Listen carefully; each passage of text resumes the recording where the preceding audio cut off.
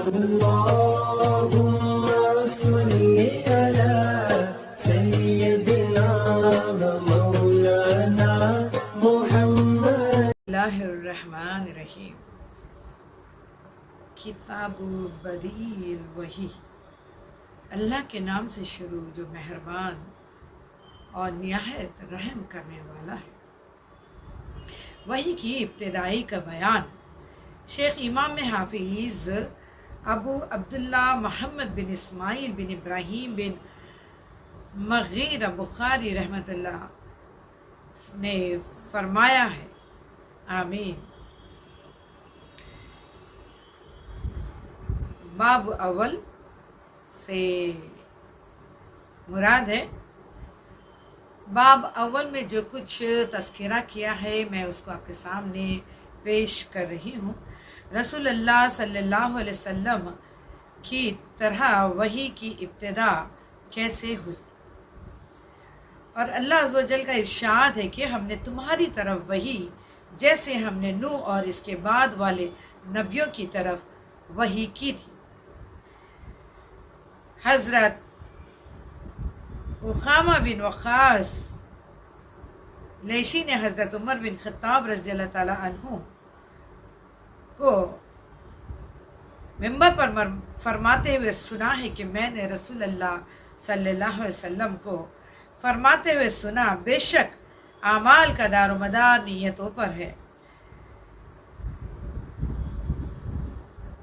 اور ہر شخص کے لیے وہی ہے جس کی اس نے نیت کی ہے.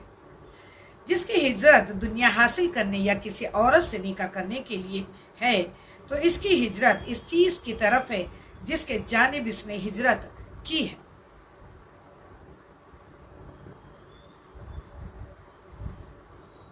باب دو میں ام المومنین حضرت عائشہ صدیقہ رضی اللہ تعالی عنہا سے روایت ہے کہ حضرت حارث بن ہاشم رضی اللہ تعالی عنہ رسول اللہ صلی اللہ علیہ وسلم سے عرض گزار کرتے ہوئے یا رسول اللہ کہا، یا رسول اللہ آپ کی طرف وحی کیسے آتی ہے؟ رسول اللہ صلی اللہ علیہ وسلم نے فرمایا، کبھی تو گھنٹی کی آواز کی طرح آتی ہے اور وہ مجھ پر سب سے سخت ہوتی ہے. جب وہ تمام ہوتی ہے تو جو کہا ہوتا میں اسے یاد کر لیتا ہوں، اور کبھی میرے پاس فرشتہ آدمی کی شکل میں آ کر گفتگو کرتا ہے، جو وہ کہے میں یاد کر لیتا ہوں. حضرت عائشہ رضی اللہ تعالی عنہا نے فرمایا کہ میں نے آپ کو دیکھا کہ سخت سردی کے دن میں آپ پر وحی نازل ہوتی اور وہ موقوف ہوتی تو آپ کی پیشانی سے پسینہ بہہ رہا ہوتا. باب تین ام المومنین حضرت عائشہ صدیقہ رضی اللہ تعالی عنہا نے فرمایا کہ رسول اللہ صلی اللہ علیہ وسلم پر وحی کی ابتدا اچھے خوابوں سے ہوئی. آپ جو خواب دیکھتے وہ صبح کی روشنی کی طرح ہو جاتا. پھر آپ خلوت پسند ہو گئے اور غار ہیرا میں خلوت اختیار کرنے لگے. وہاں کئی راتیں ٹھہر کر عبادت کرتے، کاش نہ اقداس کی طرف لوٹنے سے پہلے اور کھانے پینے کی چیزیں لے جاتے. پھر حضرت ختیجہ کی طرف لوٹے اور وہ اسی طرح کھانے پینے کے بندوبست کرا دیا کرتی، یہاں تک کہ آپ کے پاس حق آ گیا. جبکہ آپ غار ہیرا میں تھے تو فرشتے نے آپ کی بارگاہ میں حاضر ہو کر کہا، پڑھیے. آپ نے کہا، میں پڑھنے والا نہیں ہوں. اس نے مجھ کو پکڑ کر بڑے زور سے دبا دیا، پھر چھوڑتے ہوئے کہا، پڑھیے.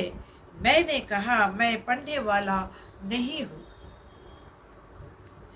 اس نے مجھے پکڑا اور رسے بار دبایا، پھر مجھے چھوڑ کر کہا، پڑھو اپنے رب کے نام سے جس نے پیدا کیا، آدمی کے خون کی پھٹک سے بنایا، اور پڑھو اور تمہارا رب ہی سب سے बड़ा करीब है। रसूलुल्लाह सल्लल्लाहु अलैहि वसल्लम ने इसके साथ वापस लौटे। आपका दिल कांप रहा था। बस हजरत खतीजा बिनते खलीद के पास आए और फरमाया, मुझे कंबल उड़ा दो, मुझे कंबल उड़ा दो। उन्होंने कंबल उड़ा दिया और यहाँ तक कि खौफ दूर हो गया। हजरत खतीजा को सहारा वाक़या बताते हुए फरमाया कि मुझे अपनी जान का डर है। हजरत खतीजा ने कहा, खुदा की कसम हरगिज़ नहीं, अल्लाह ताला आपको कभी भी रुस्वा नहीं करेगा, क्योंकि आप सिला रहमी करते हैं, कमज़ोरों का बोझ उठाते हैं और मसाइब बर्दाश्त करते हैं। बस हज़रत खतीजा रज़ी अल्लाह ताला अन्हा आपको वर्क़ा बिन नौफिल असद बिन अब्दुल अजीज के पास ले गई, जो हजरत खतीजा रज़ी अल्लाह ताला अन्हा के चचाजाद भाई थे। वो जाहिलियत में नसरानी हो गए थे और अरबी में किताबात किया करते थे। पर जो अल्लाह चाहता वो इंजील से इब्रानी में लिखा करते थे और बूढ़े और बीनाई से महरूम थे।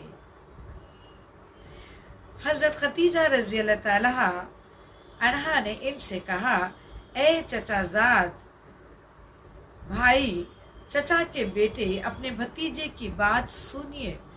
वर्षा ने आपसे कहा, ए तुम क्या देखते हो? रसूलुल्लाह सल्लल्लाहु अलैहि वसल्लम ने जो देखा था इसे बता दिया। बस वर्षा ने आपसे कहा कि यही वो नामूस है जो अल्लाह ताला ने हजरत मूसा पर उतारा था।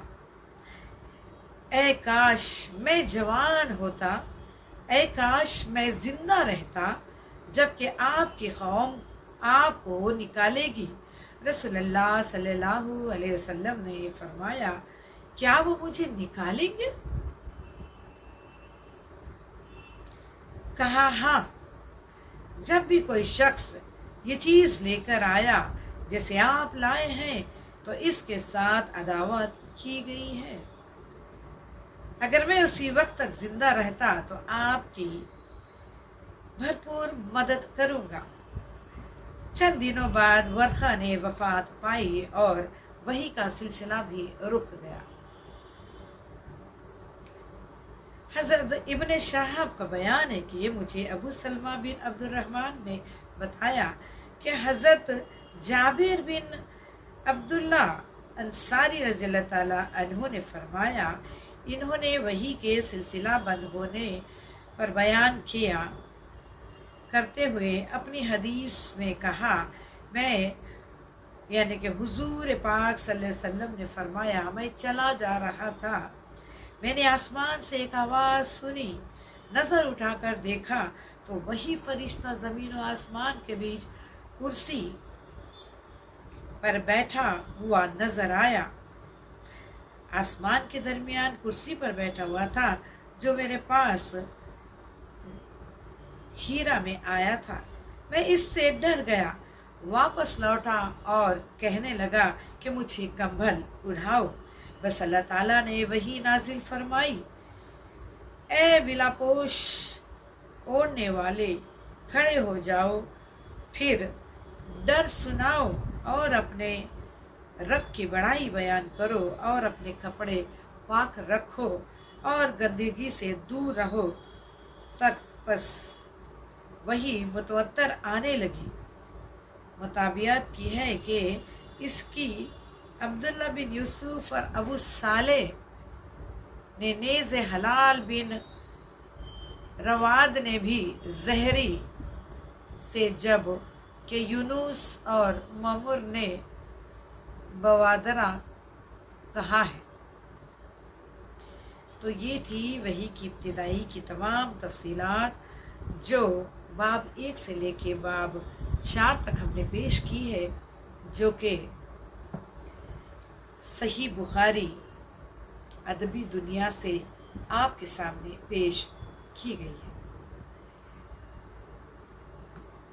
ہمارا مقصد یہی ہے کہ صحیح بخاری کے تحت جو تمام قرآن اور حدیث کی روشنی میں حدیثوں کو بیان کیا گیا ہے صحیح بخاری میں، اس تک آپ تمام کی سوچ، آپ تمام کو علم عطا ہو جائے، کیونکہ اسلام و شیراز ایک تبلیغی کام کے لیے ابتدا کی گئی ہے، تو لہٰذا میں ہوں شیراز، آپ دیکھ رہے اسلام و شیراز۔